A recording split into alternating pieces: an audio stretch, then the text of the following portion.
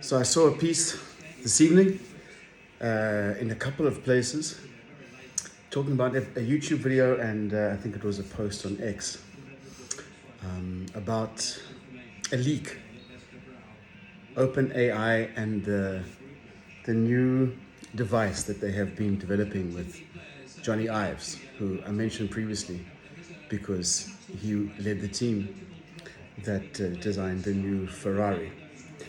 You may remember a story from a while back where OpenAI bought another Johnny Ive venture called IO. And together, OpenAI and IO are developing some sort of OpenAI new era of computing device. And I called it in an earlier video when I said that I'm pretty sure that the future of operating systems for computing is going to be agentic, is going to be that you give your tool an instruction on what you want created, and it will create the tools that you need in order for that output to become a reality. Now these new leaks are saying that OpenAI's device, which has been bandied around a lot and delayed, and I think they're trying to work out what they're doing. But this device inevitably is going to, the news that I saw coming out today is that the device is going to be an operating system that doesn't have any apps. There's no app store. You give your instruction and the operating system creates what you need, and what I described exactly what I described in the previous video. The agent is going to create whatever it is that you need in order to achieve the task. It's going to do that. And at the point at which you need to authorize in some way a card payment or whatever the process, whatever the thing is, then there will be some sort of biometric permission system. So yeah, there's nothing between you. The only thing between you and the output that you require is this agentic tool that will then get agents to go and do its thing. And it seems that this device, I actually think it's going to have a screen.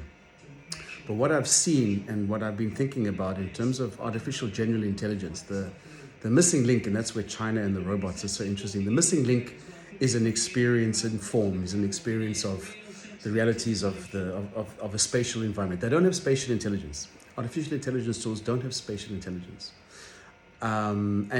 Without spatial intelligence, most intelligences that are very useful can't follow. So there's no emotional intelligence without geographic intelligence, without spatial awareness.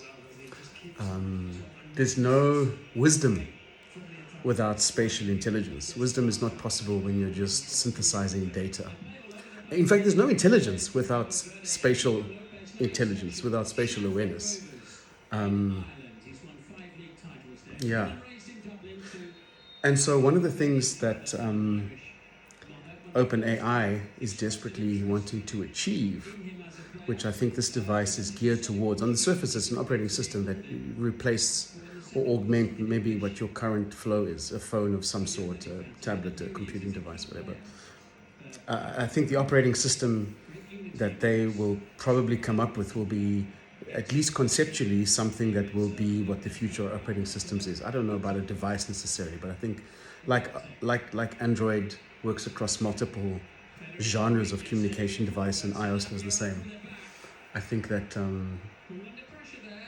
AI operating or agentic operating systems will be in use across all devices, right? But I think what they really are wanting is, in their world, to create artificial general intelligence. This idea that artificial intelligence or how can I put it? Non-organic or non-human intelligence that matches human capacity and human experience. I think what they believe they need this device to do in order to get them closer to that is to learn spatial awareness, spatial intelligence. And the best way to do that, and you would think that Apple would be able to leapfrog all of this at some point, because if anybody has data on what it is to be in space and time from all of its users carrying a phone in their pocket for 2 generations now. 1.5 generations. It's Apple. So that's data that OpenAI just doesn't have. And a device, it doesn't really actually matter whether this device has a screen or not. What they need is a device that is incredibly useful, that everybody wants to use, because that's the only way they're going to capture the amount of. So what they're doing is creating an artificial intelligence operating system and a device to put on your body, a wearable in some way, whether it's just carried or it's worn, that basically is there to capture your physical data. So in addition to capturing your physical data, it's going to have all of your passwords. It's going to know everything about you. So this, if you know, there's this field called biomimicry, right, where humans learn from the natural environment. And I think now, I don't know what this is called, but this is, and I said this before, the system is mimicking us so that it can become us. And like, what is in the minds of the people who are conceiving of these systems? And again, like, I don't understand how we can talk about any of this stuff as revolutionary when all it's doing is perpetuating a system that came before it. A system where everything is highly centralized, where everything is a pyramid scheme. I'm even just watching Iran play soccer this evening. They played soccer how they have conducted themselves in this war that's been waged against them. They play mosaic, they play decentralized, they play the long game. Their goalkeeping was unbelievable. Like, I just watched this game as if the goalkeeper was the Khomeini, whose job is just to constantly receive this barrage of input from the world and kind of focus it into a system of governance that maintains a national strength, that can create the longevity that they have over thousands and thousands of years. Decentralization. And I think that any artificial intelligence model that is built on this system that they're currently building it on, it's never going to be sustainable in the long term.